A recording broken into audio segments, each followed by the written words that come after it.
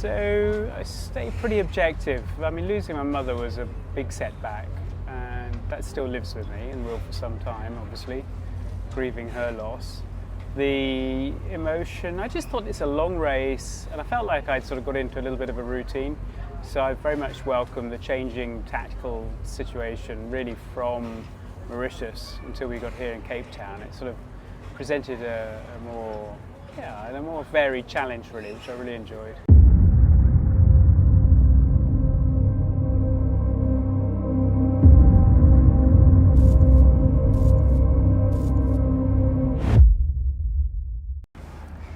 Keri, here we are in Cape Town, so you must be feeling emotionally settled or in panic? No panic, just slowly getting the boat ready, keeping myself distracted, so I haven't really given the next leg a great deal of thought.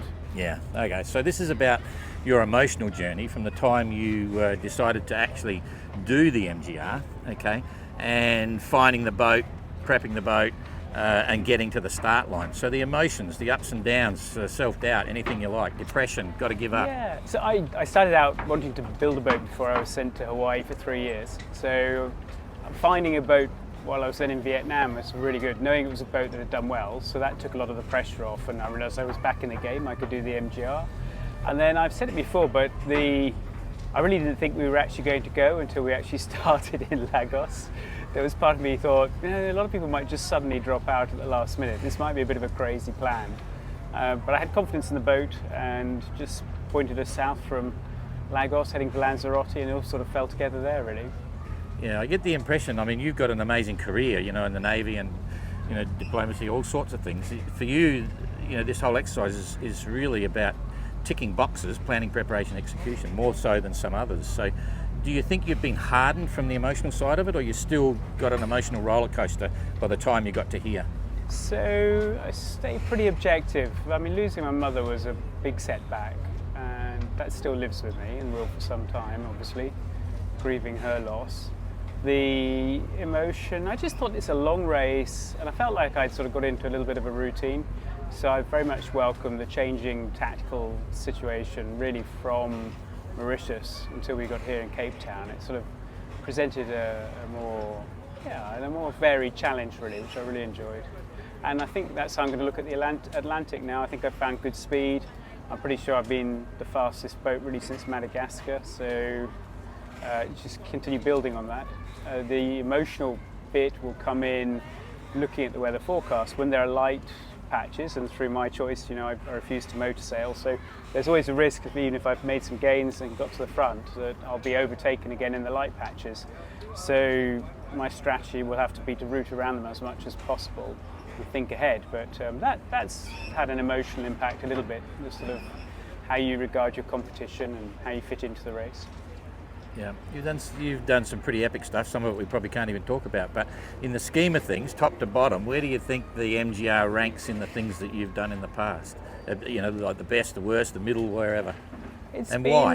I've been very remote, isolated at times in bad weather. So that's akin to some of the best mountaineering I've done. So it's definitely there in terms of the risks, and you're a long way from help. You have to look after yourself and be very resourceful. So all that comes into play. So I'd put MGR very much at the sort of head of the list, really, for the variety. But for me also, for anyone who likes traveling, we've had an opportunity in Around the World the race that many courses don't permit, and we've visited some amazing places. So that's been a real privilege. Yeah, is there one thing in your life that gives you inspiration? You know what I mean? Like inspires you to keep going, doing the things you're doing, because you're a bit like me, you never stop. Yeah, and I think you captured it when you said that you suddenly realised halfway across the Transat that you no longer had to sort of prove anything to yourself. And I think that's always a little bit of an inner turmoil. I think a lot of challenges present myself. I'm really testing myself and my limits and my boundaries, my fears, and how I overcome them and how I can stay rational. So, and makes life worth living for me, I think. Keeps us young, keeps us active. Yeah. And do you think it's changed you? And if so, how? And why? How and why? I think with all that sun, I think my hair's got greyer, but apparently, so that's fine. That's only to be expected. Changing me, I think I had become more sort of sanguine over a couple of issues in the race, and that's just to say, okay, and it was never a question of win at all costs, but it was a question of being in good contention to win. You know, and you just have to sort of come to terms with that a little bit. But it's not a boat that you can, you know, you can get yourself out of trouble quickly through a significant speed advantage. So that brings together a real endurance test over a relatively slow boat over a very long distance. So maybe that's taught me patience. I'm very happy with my own company, but I like the fact with Starlink we can reach back to all our friends and family and loved ones. So you never feel that bad. It's just when you are in bad weather a long way, even from the other competitors, and the seas are really building nastily, and you just know that it's just you and the environment for the next day or so, 2 days. Yeah. Do you give yourself the luxury to feel a little bit proud, the fact that you've sailed this little boat all the way to Cape Town? No, not really. No, no. And I think Adam said this. You know, you just point at the next pontoon, the next dock, the next port. You break it down into such small, isolated actions. It's only when you look back on reflection and think we left, you know, a year ago tomorrow from Lagos for the transatlantic race. I said I wanted to see how big the world was, and I've definitely had that experience. It's just that it's a very long time to be racing, so you have to sort of break it down into incremental parts. When you look back, you think, oh, we have actually achieved quite a lot. We've gone a long way. Yeah, absolutely. So do you feel as if... oh, hang on, I've lost the bloody thought there. Okay, so... Oh, jeepers, I've got so many questions about pride. Crazy. No. Okay, so you're feeling proud. Then... okay, so yeah, we're on to the last question. That's what it was. So I won't even go ask you whether you had an impression of what you wanted to get into because you're doing the race. But is the MGR as a total concept delivering what you expected, or is it better or worse, or you know? It's in some ways it's better, very much so. You know, the opportunities of great ports. So I think the management, you know, is achieved effectively.